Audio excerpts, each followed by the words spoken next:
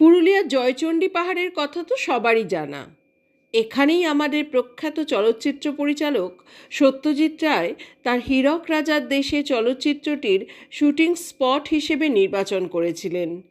সেই জয়চণ্ডী পাহাড় ঘুরতে এসে ভীষণভাবেই মনে পড়ে যাচ্ছিল চলচ্চিত্রের সেই দৃশ্যগুলির কথা, যেগুলো আমি একে একে এখানে তুলে ধরলাম।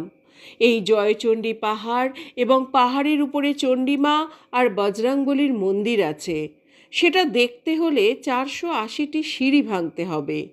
তবে উপরে কষ্ট করে উঠতে পারলে উপর থেকে নিচের যে প্রাকৃতিক সৌন্দর্য আপনি দেখবেন, সেটা আপনার মনে অমলিন হয়ে থেকে যাবে, এ কথা জোর দিয়েই বলতে পারি।